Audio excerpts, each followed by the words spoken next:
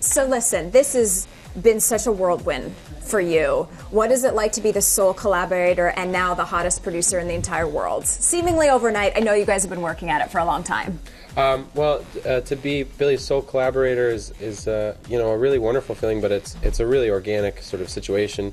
We just spent our whole childhood hanging out together, and then as we got a little older, we just started working on music and creating stuff together, and so, you know, very little has changed in that sense. We're just still doing what we used to not be very good at, and we've just spent more time doing it. How were those first songs?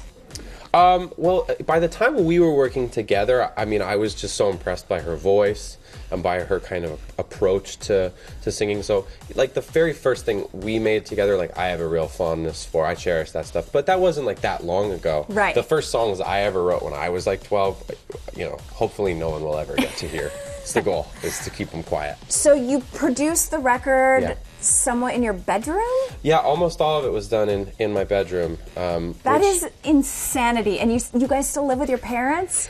Yeah, at the time, the whole making of the album, we just lived in our parents' house and made the whole record in that bedroom. And the internet tells me that your parents gave up a room so that you could have a studio bedroom and they slept in the living room. Is there any truth to this story? Because that is a Hollywood movie waiting to happen. It's like even crazier, I think, than that, which is that we only had 2 bedrooms. So they didn't even give up a room to give us a studio. They just gave up a room to give Billie a bedroom. Like, Billie and I had like a tiny bedroom because I was born first.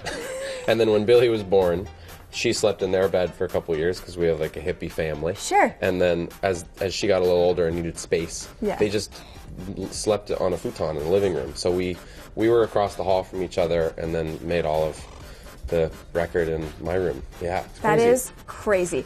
Could you have even imagined, like, tonight you're playing the GRAMMY Museum, people are talking about you guys for Album of the Year, Song of the Year, Best New Artist. I mean, that is insane. Could you have even dreamed a dream this big?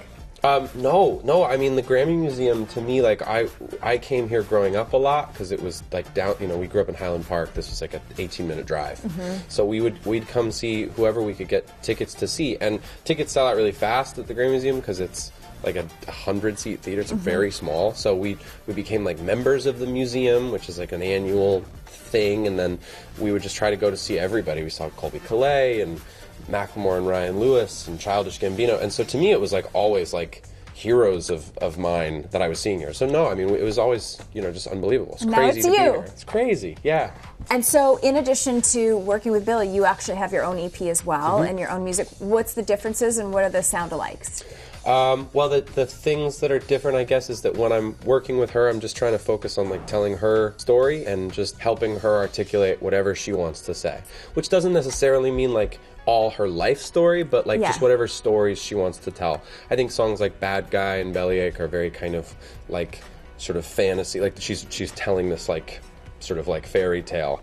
And I think I'm trying to do the same thing for myself. It's just like different perspectives, you know. And then I think the tie together is probably just like a lot of vocal harmony.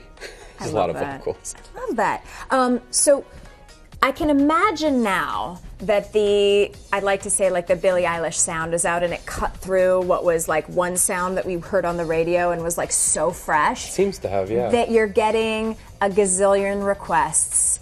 Will Finn come do my record now? My name's Beyonce, or whatever. How often are you getting hit up for that kind of thing now, just sole producing? I feel really lucky to be getting asked to work on stuff a lot, and I'm always excited to. I think that the only thing I ever shy away from is anyone that's trying to sound like Billie. Yeah. Because I'm always like, well, no one can sound like Billie. She's so unique, and she's so her own artist. So the only stuff I'm really excited about is stuff that is in its own way super unique. Do you want to tell our super small world, like basically not millions of people at all, like who those collaborations might be on Entertainment Tonight, or you want to just keep that to yourself? Yeah, I'll just say a couple that have already happened that haven't come out yet, just because those I love that. have already happened. Okay.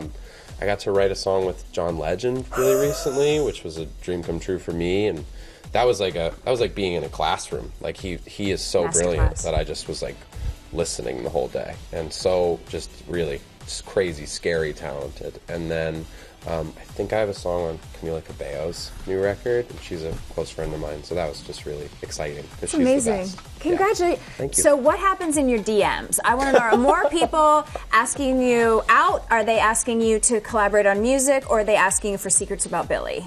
Or tickets to a Billie concert? Probably in the broad scale of DMs, there's a lot of very sweet followers of both Billie and I who want me to pass messages of love to Billie, which is great. Okay. I'll never stop that. And then there's a fair amount of like, bro, come listen to this track. Yeah. Those are it's like 50-50. I'm sure. Yeah. Last thing, Sure. Julia Roberts is a fan. I'm a What fan. is it like for Julia Roberts to be like, you're amazing? You're done. Yeah, you get to quit after that, I think. Yeah, she's the sweetest. And I'm like a year late because we've just had a crazy year, but I'm in the middle of Homecoming right now. I'm on like episode 6 or something of Homecoming.